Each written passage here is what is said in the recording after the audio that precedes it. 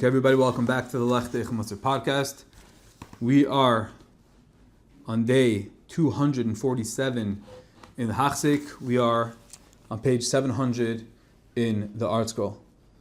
We're in the middle of the Indian and the topic of halva, lending money, and the Yoeitz continues. If one doesn't have the means in his lifetime, meaning to give a halva, to lend to another person, at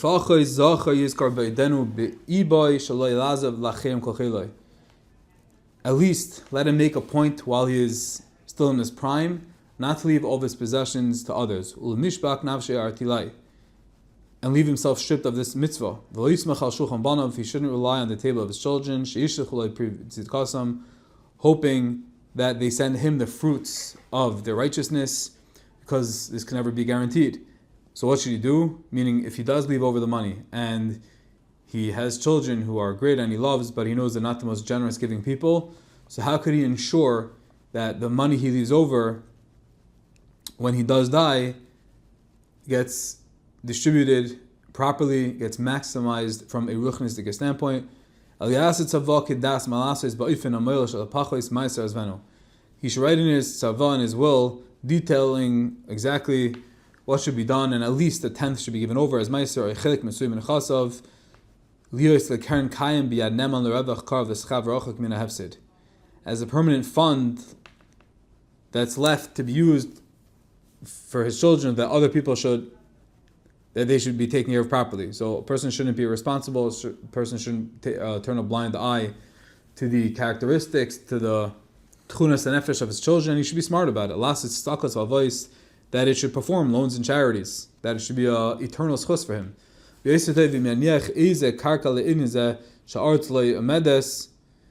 And it would be even better to leave over a plot of land, to leave over a plot of land to generate an income for this purpose. So this way, it will be a forever, perpetual way of making sure that there's peiros, that there's actual things that can be given over to others.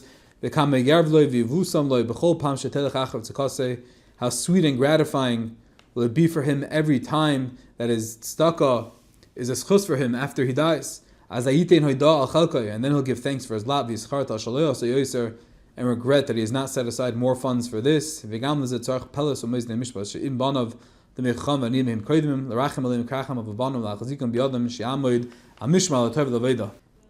And through this, through all the schusim, it will support them, and it will enable them to retain and to be steadfast in their learning and their avodas Hashem.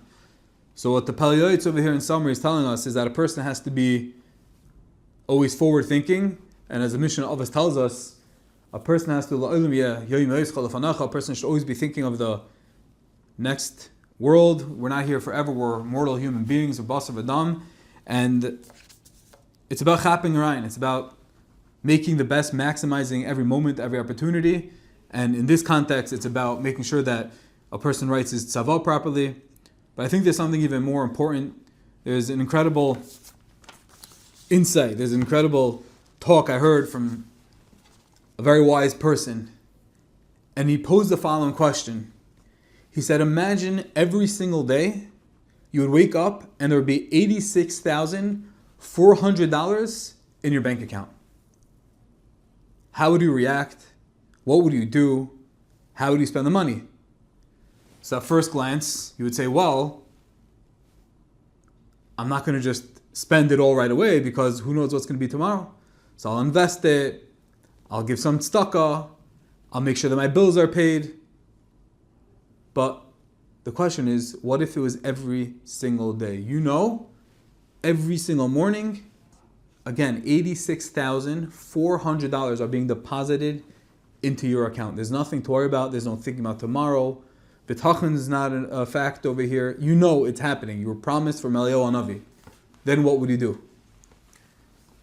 The answer is, pashtus, you would figure out quickly ways to spend it. It's unlikely you'll figure out how to spend that much money in one day, but you're going to be more aggressive. You're not going to be thinking, I should invest it, I should save for the future, I should buy real estate. You're thinking, every day I'm getting this money, so let me just enjoy it.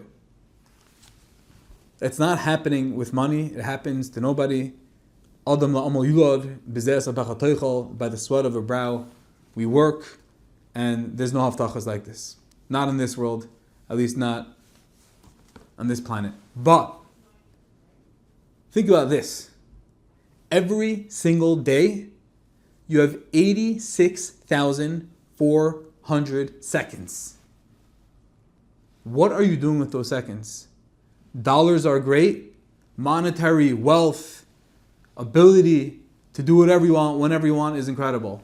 But do you realize that every single day there are 86,400 opportunities, seconds that pass by, and each one can be utilized, can be maximized, and it's about choice, it's about intention, it's about being mindful. Where are they going? What are you doing with them? Because those seconds never ever come back. And as we're learning over here, the Yisoid, the Musar for us, especially as we're coming closer to Kabbalah Satira, realizing with the Amma Nivchar, what are we doing with our time? What are we doing with our resources? How are we helping other people? How are we contributing to the world to make it a better, more godly, divine place? Every second has a cheshbon, every second is a gift, every second is an opportunity, and we have 86,400 of them. They're never coming back. Each one is an opportunity, and us as Yidden, as Bnei Malachim, sons and daughters of the King, Hashem is asking us. Hashem is imploring us and saying, what are you doing? How are you tapping into the vision, to the mission of make my world a godly place? Are you doing more mitzvahs? Are you doing more chesed? Are you learning more Torah? Are you working on your davening? Are you working on being nice to people? Are you working on v'hafta lecha kamecha? Are you working on being the best version, the best person that you can be? And that's a question that we're going to be asked. That's a question that we're going to have lachar med v'esrim, but never forget, as lucky and fortunate as the guy that wakes up with $86,400 in his bank account, every single day when you wake up, there's 86,400 seconds waiting for you to make those choices. The ball's in your court. Hashem is saying, what are you going to do with them? Make the wise decision, make the best decision, because those seconds are not coming back. That's what we're saying, being forward-thinking. Think about the future. And when we do that, then, as we say over here, will be able to be sustained through the Torah, through our Avodah. Another practical tidbit of advice here that the Pele tells us, a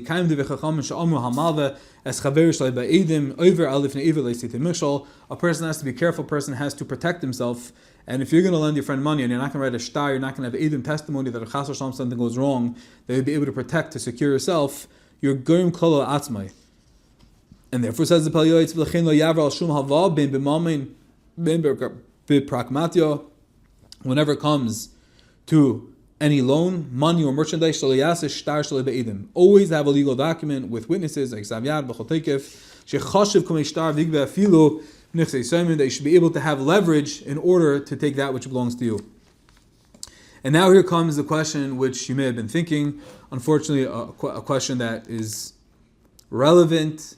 What happens when you encounter a borrower of questionable integrity? You're not sure, is he an Erlich guy, is he not an Erlich guy?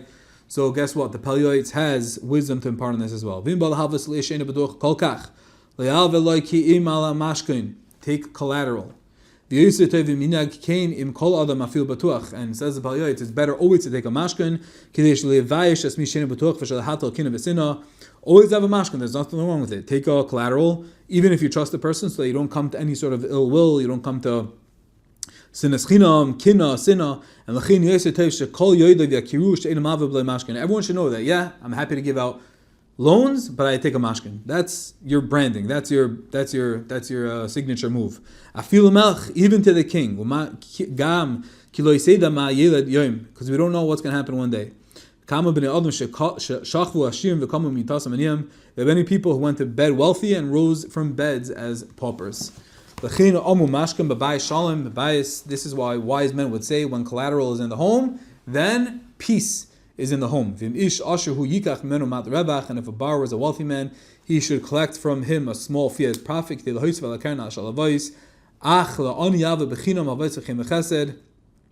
poor person, you should try to give without any sort of fee, And